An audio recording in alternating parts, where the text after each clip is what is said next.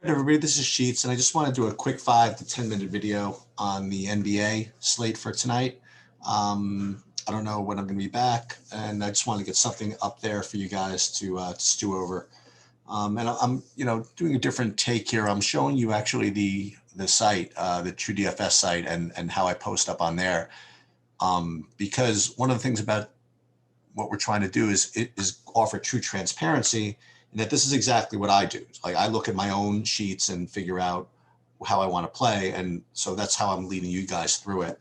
So it's only a 2 game slate, and it's a little annoying because I was just starting to get some good cashes on a consistent basis again during the playoffs. But then, as teams get knocked out, then these slates become fewer and far between. So it is a 2 game slate, but as you can see, you do have some value, which has not been present in the last couple of slates. Like, you're getting some value out of Jaren Jackson today, some $3,700 value out of Davis Bertans. So it's possible that you could actually play somebody like Westbrook and Beal and things like that without it, affecting your lineups all that much. It's not going to be that easy, but at least there are values that you can somewhat go to.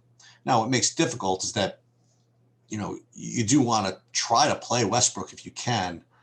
And today would be a day where you could play both Westbrook and Beal together. It's only a 2 game slate. But do you want to play Bertans also? I mean, that's the question. I think in a 2 game slate, it really doesn't make that much of a difference. So I think that is possible. And then, as you see, I mean, Seth Curry looks to be a good value as well. And honestly, what I would do is just try to start with, playing as many of the value guys that you could fit into your lineups. And then what you should do is probably just, look at ownership and see if there's any kind of pivot you can make at all. Like, maybe Gafford is not the worst play in the world. John Moran, if he's only 20%, maybe you can get down to him, because there's not that much difference between a 5.8 guy and a 4.8 guy with respect to points per dollar. But let's take a look at the at value score if we sort it this way.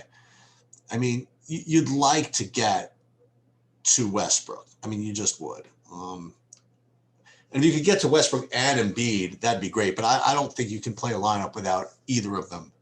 I mean, you could if you had to. Remember, if there was not any good value on here, you could, if you're forced to, eschew both of them, then that's fine. But I think because of the value that you can play, like with Bertans and maybe even Seth Curry, I think you can and should play one of these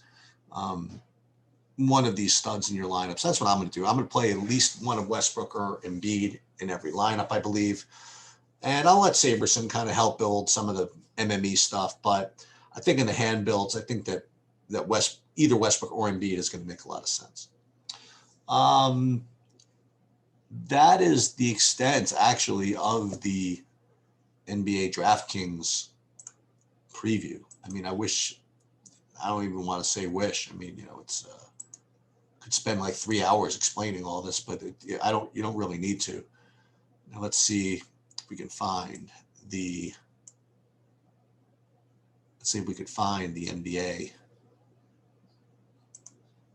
NBA stacks anywhere.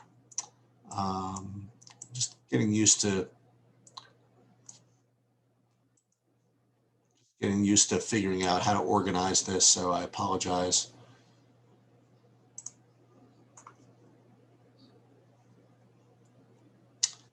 NBA FT sheets, May 31st. Okay. Let's take a look and see what FanDuel looks like. FanDuel, there's not the same thing. I mean, you want to play either Westbrook or Embiid. I mean, they stand out as values. Now, what you will see is that Gobert is close enough to Embiid at center, where what you probably are going to want to do is play Westbrook and fade Embiid. I think Westbrook is much more of a priority than Embiid, because if you don't play Embiid, you can still play Gobert. If you don't play Westbrook, then you're getting down to values that are just significantly worse. So let's take a look. Let's do these by point per dollar and see well, you got to do it this way, actually. Data, sort sheet.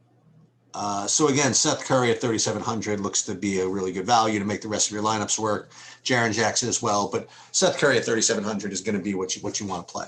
So if you play Seth Curry along with Embiid, along with Westbrook, like for example, I mean, you'll be able to make a lot of your lineups work.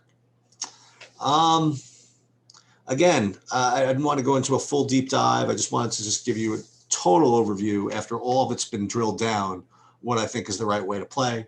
And that's what I think for today. Hope you guys had a good long weekend, and hopefully you finish it off with some good profits today.